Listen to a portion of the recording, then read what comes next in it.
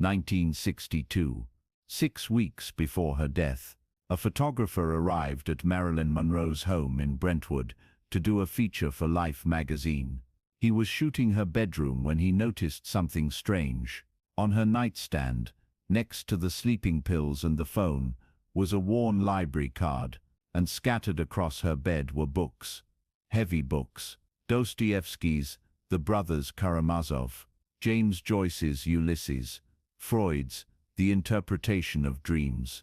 The photographer asked if she wanted him to clear the books for the photos, make the scene look more glamorous. Marilyn said no, leave them, this is who I really am.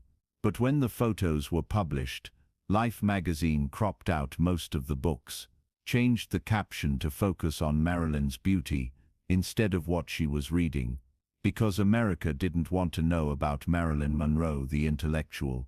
They wanted Marilyn Monroe the blonde bombshell. And for 11 years, Marilyn had given them exactly what they wanted, while hiding who she really was. This is the untold story of the library card. Marilyn carried everywhere, and the brilliant mind she was told to hide. Marilyn Monroe's public image was carefully constructed. The breathy voice, the platinum blonde hair, the wiggling walk, the confused childlike expressions. She played dumb better than anyone in Hollywood, and it made her the biggest star in the world. But it was a performance, all of it. Behind closed doors, Marilyn was reading Russian literature in the original language, was studying Stanislavski's method acting techniques, was analyzing Freud's theories about the subconscious, was writing poetry in notebooks she never showed anyone.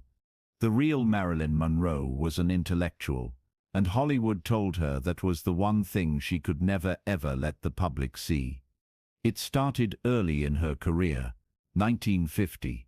Marilyn was 24 years old and just starting to get noticed. She had a small part in The Asphalt Jungle and a slightly bigger part in All About Eve. Casting directors were calling her in.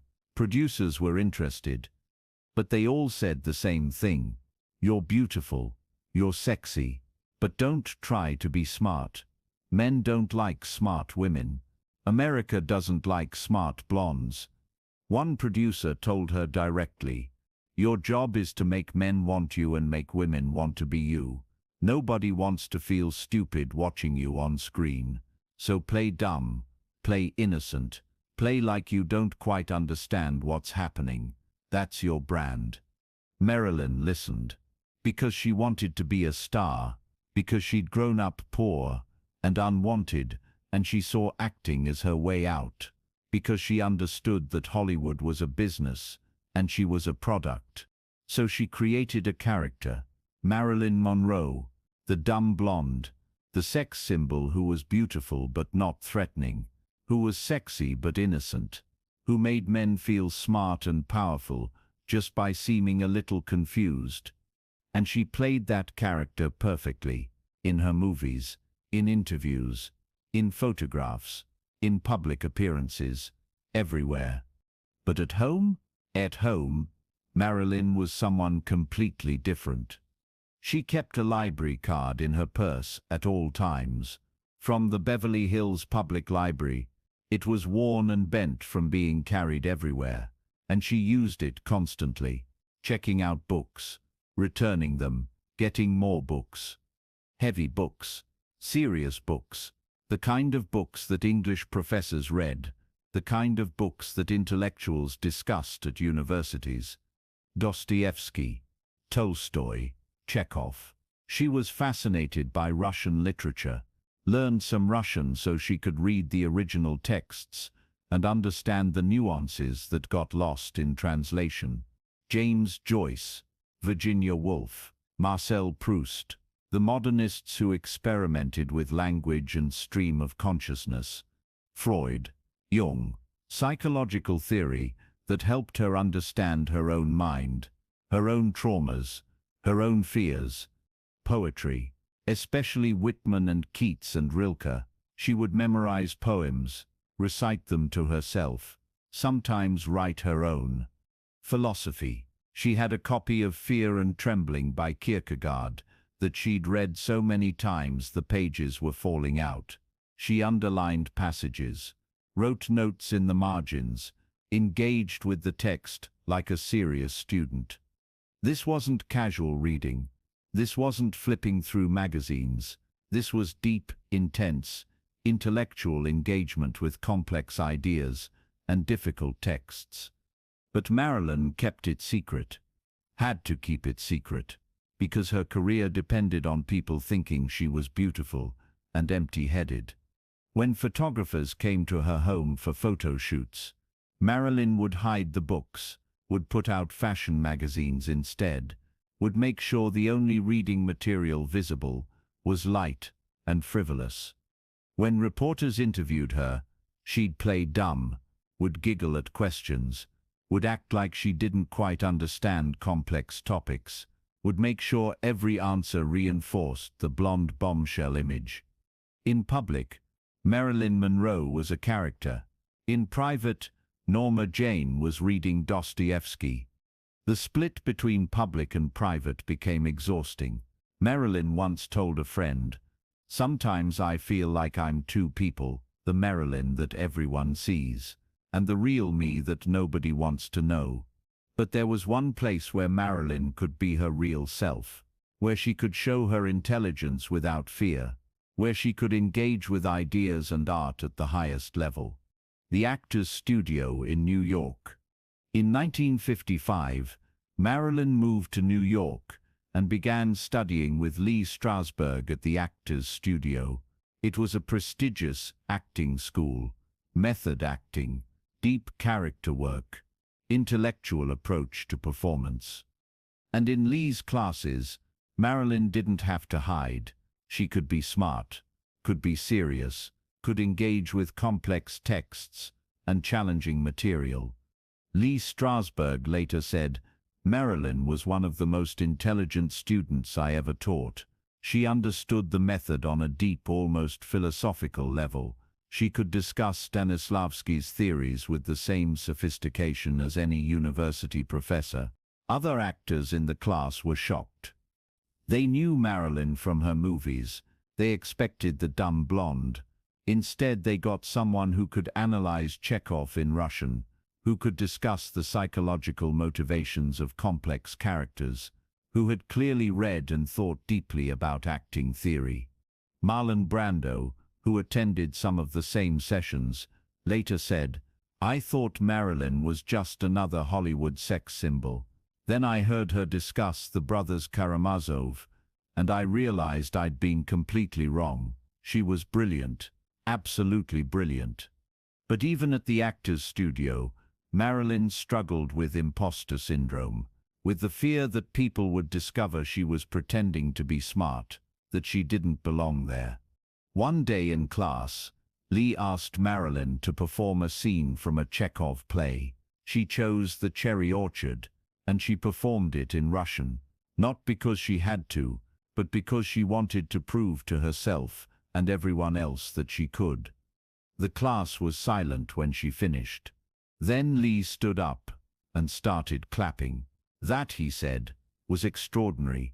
Not just the performance, but the fact that you learned Russian to understand the text better. That's the mark of a true artist. Marilyn cried, because it was maybe the first time in her professional life that someone had praised her intelligence instead of just her looks. But when reporters asked Lee about Marilyn, he couldn't tell them how brilliant she was, because Marilyn begged him not to. "If people know I'm smart," she said, "they won't want to see my movies. They want the blonde. They don't want to think I'm smarter than them." Lee argued with her, told her she should be proud of her intelligence, should let people see the real her. But Marilyn was terrified that if America saw her as an intellectual, they'd reject her, stop buying tickets to her movies, end her career.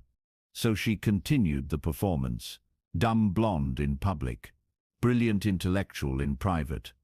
The contradiction took a toll. Marilyn started drinking more, taking more pills, struggling with depression, Part of it was her difficult childhood. Part of it was her complicated relationships. But part of it was the exhaustion of living a lie, of hiding her true self, of being loved for a version of herself that wasn't real. Her marriage to Arthur Miller in 1956 should have been a chance to be herself. Arthur was a respected playwright, an intellectual, someone she could finally be smart with, someone she didn't have to perform for. But even that didn't work out the way she hoped, because Arthur also had preconceptions about who Marilyn was, and discovering that she was more intelligent than he expected made him uncomfortable. There's a famous story. Marilyn was reading Ulysses by James Joyce, one of the most difficult novels ever written. Arthur saw her and said something dismissive, something like, "You're actually reading that, or just looking at the pages." Marilyn was hurt, angry. She said, "I've read it 3 times. Would you like me to discuss the themes of mythological parallels and stream of consciousness narration?" Arthur was surprised, maybe even threatened. His wife, the sex symbol, understood James Joyce better than most literature professors. That marriage ended badly too, for many reasons, but one of them was that even Arthur Miller, the intellectual playwright, couldn't fully accept Marilyn as an intellectual equal. By 1962, Marilyn was exhausted. Exhausted from hiding. Exhausted from performing. Exhausted from being Marilyn Monroe instead of Norma Jane.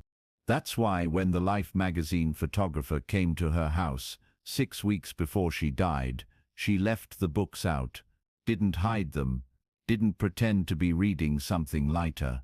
She was tired of lying, tired of hiding who she really was. She told the photographer, "I want people to know I'm not just a dumb blonde. I read Dostoevsky. I study Freud. I think about philosophy and art and meaning. I'm a person, a complex person, not just a body, not just a face." But even then, even when she tried to show her true self, the magazine cropped it out, focused on her beauty, reinforced the image that Marilyn had been trying to escape her entire career.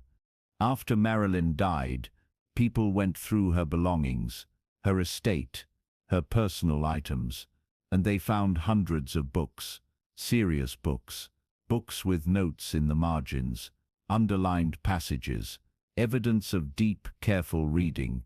They found notebooks filled with poetry she'd written, philosophical reflections, literary analysis, the intellectual work of someone who was far, far more than her public image. Lee Strasberg, who inherited much of Marilyn's estate, said, "People think they knew Marilyn Monroe, but they only knew the character she played. The real woman was an intellectual, a serious artist, someone who engaged deeply with literature and philosophy and ideas." The library card was found in her purse after she died, still there, still carried everywhere, a symbol of who she really was, of the secret life she'd lived for 11 years. In the decades since Marilyn's death, scholars and biographers have worked to reclaim her intellectual legacy, to show that she wasn't just a dumb blonde, that she was smart and well-read and engaged with serious ideas. But it's been a hard fight, because the image of Marilyn Monroe as a sex symbol is so powerful, so ingrained in our culture. That image sells, makes money, gets attention. The image of Marilyn Monroe as an intellectual, that doesn't sell as well, doesn't fit the narrative people want, makes them uncomfortable. Because if Marilyn was smart, then we have to reconsider everything, have to acknowledge that Hollywood forced her to hide her intelligence, that America preferred her dumb, that we valued her body over her mind. There's a tragedy in Marilyn's story that goes beyond her early death. The tragedy is that she had to spend her entire career hiding the best parts of herself, had to pretend to be less intelligent than she was, had to carry her library card in secret, and read Dostoevsky behind closed doors. She wanted to be taken seriously as an actress, as an artist, as a thinker. But Hollywood told her that wasn't her brand. Her brand was sex. Her brand was beauty. Her brand was the dumb blonde who made men feel powerful. And Marilyn played that role perfectly. So perfectly that even now, more than 60 years after her death, most people still don't know she was brilliant. But she was. She taught herself Russian. She read James Joyce and understood it. She engaged with Freud's most complex theories. She wrote poetry. She thought deeply about art and meaning and existence. Marilyn Monroe carried a library card in her purse every single day. It was more than just a piece of plastic.